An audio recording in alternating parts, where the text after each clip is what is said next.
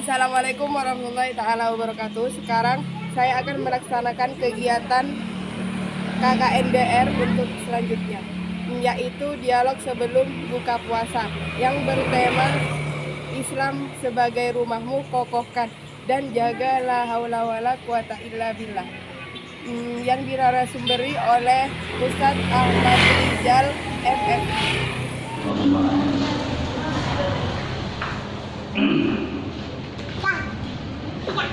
Sahabat-sahabat sekalian, materi yang saya sampaikan di sore hari ini adalah Islam sebagai rumah bagimu dan juga la ilaha illallah, damaikan jiwa. Sebagai rumah bagimu, kokohkanlah la ilaha illallah, damaikan jiwa. Saya harus berbicara apa?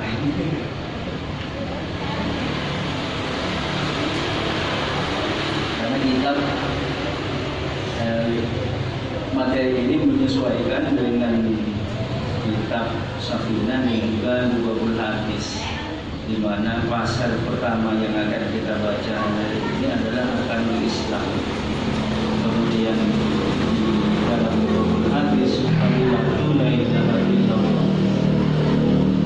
Bagaimana bisa menjadi sebuah perbincangan yang menarik dari tema arkanul Islam, menjadi Islam sebagai rumah yang perlu kita kokohkan. Islam sebagai rumah yang perlu kita kokohkan. Materi pertama di sini adalah arkanul Islami khamsatun. Arkanul Islami khamsatun ini berdasarkan sebuah hadis yang berbunyi Bunyul Islam ala khamsin. Syahadatu an la ilaha illallah wa anna Muhammadar Rasulullah wa iqamas sholati wa ita'az zakati wa shauma ramadhana wa hajjal baiti man istata'a ilaihi sabila. Satu pasal di dalam kitab Safinah yang menjadi materi hari ini berdasarkan sebuah hadis Bunyul Islam, di mana Islam ini dibangun dalam sebuah fondasi 5 ini. Dalam sebuah fondasi 5. Yang pertama adalah syahadatu an la ilaha illallah, yang ada hubungannya dengan la ilaha illallah dalam fadilatu la ilaha illallah menurut saya. Kokohkanlah, artinya sebagai sebuah rumah tentu membutuhkan sebuah fondasi yang kuat, membutuhkan sebuah fondasi yang kuat. Islam sebagai rumah yang damai bagi kita membutuhkan sebuah fondasi yang sangat kuat, di mana fondasi di dalam agama Islam ini adalah 5. Yang pertama, syahadatu an la ilaha illallah. Kita memberikan persaksian bahwa tidak ada Tuhan selain Allah dan Nabi Muhammad adalah utusan Allah. Syahadatu an la ilaha illallah. Ketika kita memberikan sebuah persaksian bahwa tidak ada Tuhan selain Allah, maka tidak ada lagi penghambaan kita kecuali kepada Allah, kecuali kepada Allah. Dan Nabi Muhammad adalah utusan Allah. Dengan memberikan persaksian kepada 2 hal tadi, bahwa tidak ada Tuhan selain Allah dan Nabi Muhammad adalah utusan Allah, maka kita sudah seharusnya mengikuti apa yang diperintahkan, menjalankan apa yang diperintahkan oleh Allah dan menjauhi apa yang dilarang oleh Allah, melalui ajaran-ajaran yang disampaikan oleh Sayyidina Muhammad Rasulullah sallallahu alaihi wasallam. Ini menjadi sebuah fondasi bagi kita. Ketika Islam, kita mengaku bahwa kita ini adalah Islam, maka Maka pondasi pertama yang harus dibuatkan adalah betul-betul tidak ada penghambaan kecuali kepada Allah, kecuali kepada Allah dengan segala macam penafsirannya.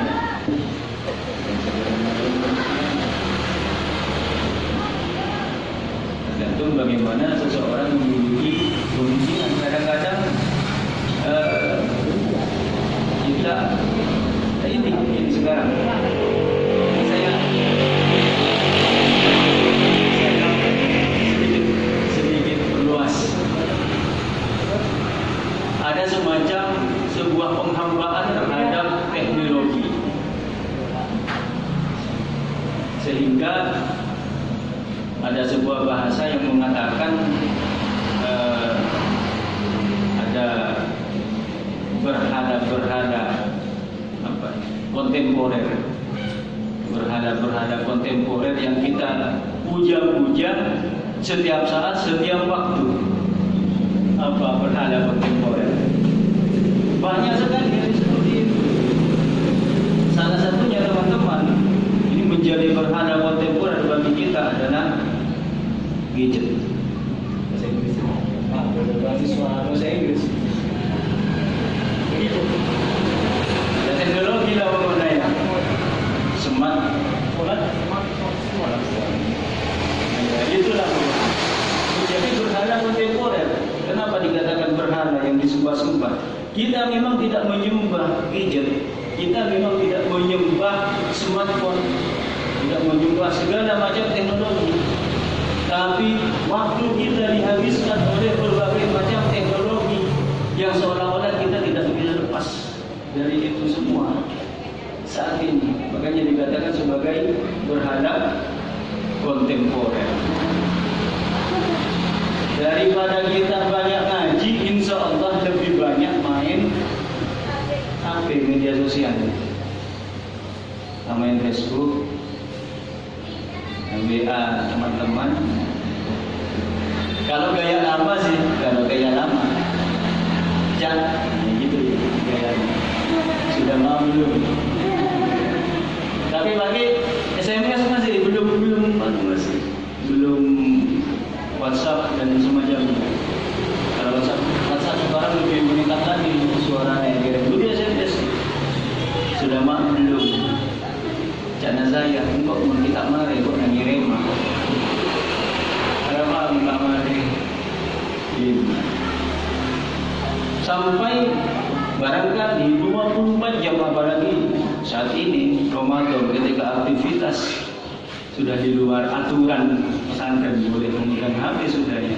Insya Allah dari 24 jam mungkin dikurangi waktu tidur 5 jam atau 6 jam, istirahat sebentar paling 7 jam atau 8 jam lah kita tidak pegang HP.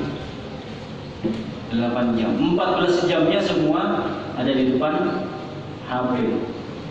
Maka bijaklah menggunakan media sosial agar tidak terlalu memberhalakan media sosial, tidak menjadi berhala kontemporer. Kenapa seperti itu? Dan sekarang sepertinya sudah tidak bisa menghindar lagi dari itu semua. Mau sekolah kalau tidak punya HP, laptop dan semacamnya, seolah-olah tak bisa kita belajar, seolah-olah kita tidak bisa belajar. Mau berbisnis kalau tidak punya HP, seolah-olah tidak bisa. Ya karena semuanya sudah disetting bagaimana membutuhkan ini semua. Kau tak perlu mahal-mahal sekarang untuk gaya. 1 juta cukup. Sebentar pada bisa kan ngirim confirm, ngirim apa yang macam itu kan yang nerima tak kira tahu cak ini dari Apple, tak kira tahu sebenarnya ini yang pertama, pondasi kita di dalam beragama Islam kembali kepada ummah kita Islam yang damai seperti ini adalah membebaskan dari segala bentuk penghambaan kecuali kepada Allah. Bebas dari penghambaan, terutama apa yang disebut haji sebagai berhala kontemporer. Ini salah satu contoh. Ini salah satu contoh. Iqamus shalat ini tentu merupakan amal yang paling utama yang harus dilakukan oleh kita untuk menguatkan rumah kita Islam. Kalau kita mengaku sebagai orang Islam, maka melaksanakan sholat itu merupakan kewajiban yang tidak bisa kita hindari. Tidak bisa kita hindari. Jadi tidak ada jalan untuk meninggalkan sholat. Ada Ustaz yang rusuh-rusuh, ini kan rusuh. Itu kan rusuh. Bukan berarti meninggalkan sholat, tapi diberi kemudahan bagaimana kita bisa melaksanakan sholat dalam kondisi berubah.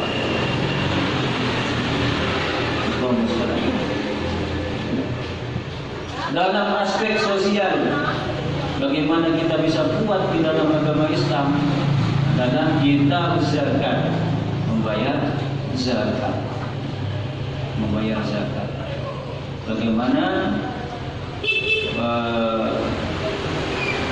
saudara-saudara kita yang katakanlah ekonominya berada di bawah garis kemiskinan itu bisa teratasi dengan salah satu jalan yang menggunakan zakat. Kemudian zakat yang kita tingkatkan, baik itu zakat fitrah yang dikeluarkan di bulan Ramadan ataupun zakat mal dan zakat yang lainnya yang bisa diberikan kepada fakir miskin. Dengan cara yang seperti itu, insya Allah ekonomi Bapak bayangkan. Misalnya satu gendong saja dari gedung ke gedung lauk, si kaya-kaya semuanya itu bisa menggalang zakat, kemudian diberikan kepada fakir miskin. Yang paling tidak hanya di bulan Ramadan saja, mereka itu bisa diberikan sembako. Di luar bulan Ramadan mereka pun juga bisa dapat. Di luar bulan Ramadan. Jadi jangan-jangan harta kekayaannya itu kepada zakat. Maka betul-betul akan menjadi rumahmu yang kuat, rumah yang damai, dan kokohkanlah nanti.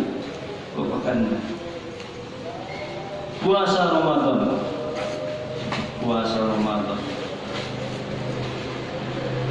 Kita lihat dari dua aspek. Pertama, bagaimana melatih kita untuk menahan hawa nafsu. Di bulan Ramadan ini. Ketika hawa nafsu kita bisa didik, ketika hawa nafsu kita bisa kita atur, maka insya Allah ya kita akan menjadi pribadi muslim yang kuat. Karena bahaya yang paling utama itu hawa nafsu. Sehingga Rasulullah ketika selesai perang besar pada waktu itu dengan para sahabat yang lagi tanya, dikatakan perang yang paling utama belum selesai, perang yang paling besar belum selesai. Karena perang yang paling besar itu adalah memerangi hawa nafsu. Barangkali dengan menggunakan media puasa di bulan Ramadan ini, hawa nafsu kita seperti ini, sehingga kita betul-betul menjadi manusia yang tatakun. Harapan dari puasa la'allakum tatakun, sehingga kalian bisa menjadi orang yang bertakwa. Yang terakhir, hijjul baiti man istata'a ilaihi sabila. Naik haji bagi orang yang mampu. Berapa kali naik haji Ustaz ini yang perlu dipahami? Naik haji itu bagi orang yang mampu, yang wajib hanya satu kali. Kalau misalnya mampu untuk pergi haji lagi bagaimana? Ya tidak apa-apa. Cuma setelah satu kali nanti naik haji, alangkah lebih baiknya memikirkan tetangga-tetangga yang miskin daripada hanya berkali-kali naik haji. Yang wajib itu hanya satu kali. Ketika bahasa mungkin kerong antara kakak, kerong atau Nah itu ibu ini. Yang paling utama adalah memberikan sedekah kita kepada fakir miskin di sekitar kita. Karena ibadah haji itu hanyalah ibadah untuk dirinya sendiri. Ibadah yang untuk dirinya sendiri. Sementara sedekah itu adalah ibadah yang sifatnya umum untuk semua masyarakat, sehingga dampaknya akan lebih besar kepada masyarakat. Jadi bagi yang mampu silakan satu kali, kedua kalinya itu bisa sedekah bersama. Dengan 5 rukun Islam ini, maka insya Allah Islam kita kalau kita jalankan akan menjadi kuat, akan menjadi kuat.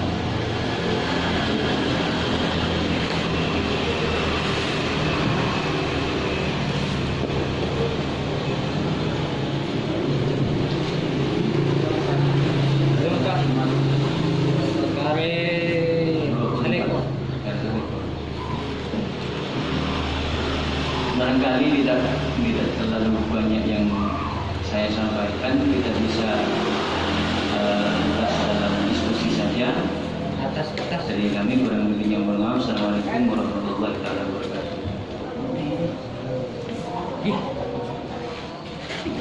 Bahkan sesuai dengan perkataan Imam Nawawi Al-Bantani, beliau menjelaskan dalam kitabnya kami itu saja Aiti Bayani Ilmu Islam, artinya pengokohan agama Islam itu cukup dengan menggunakan 5 ini.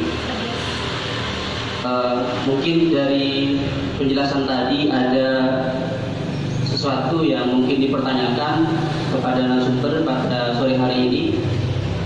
Kami persilahkan. Fadilahnya dan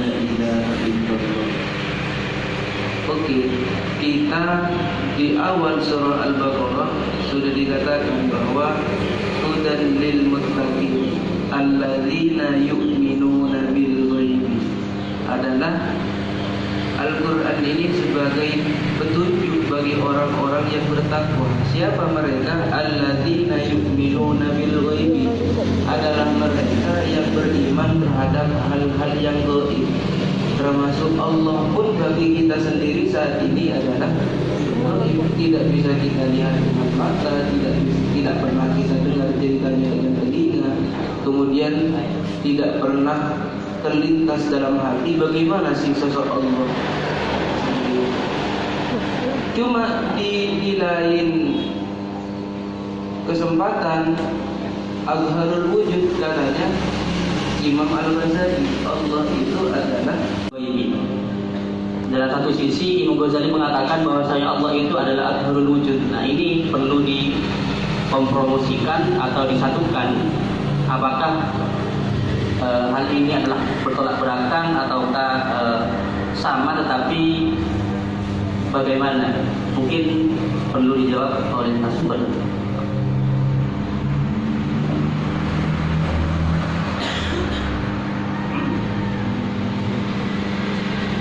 Dalam sebuah kisah ketika Nabi Musa dipanggil ke Bukit Tursina bertemu dengan Allah, begitu Allah ingin menampakkan kepada Nabi Musa langsung jungkal semaput adalah ini dari saking maha dahsyatnya wujud Allah, sehingga sosok Nabi Musa pun untuk melihat secara nyata, melihat dengan mata telanjang ini tak mampu, sampai Nabi Musa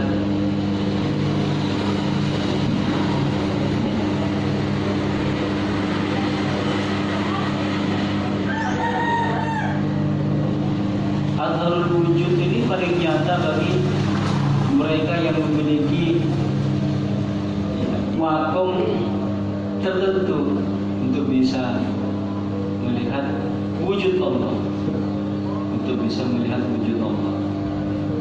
Bagi kita total mahjub, kita tidak bisa melihat Bagaimana Allah? Kecuali yang dijanjikan kelak nanti ketika sudah ada di surga akan melihat langsung wujud Allah. Kalau kita bayangkan seperti ini cahaya bisa kita lihat kan? Cahaya. Tapi seperti apa cahaya? Apa lampu yang menyala ini cahaya? Ini dekat sini. Atau lampu yang menyala ini cahaya? Atau apa yang kita lihat seperti ini, nampak seperti ini cahaya? Dari saking akbarul wujudnya, paling jelasnya cahaya Allah, wujud Allah, kita tidak bisa melihat Allah. Kita tidak bisa melihat Allah seperti ini. Sehingga apapun yang terbesit di dalam pikiran kita itu bukan Allah. Apapun yang terbesit tentang Tuhan di dalam pikiran kita itu bukan Tuhan. Ada yang seperti ini, lebih dari itu. Ada yang seperti ini, lebih dari itu.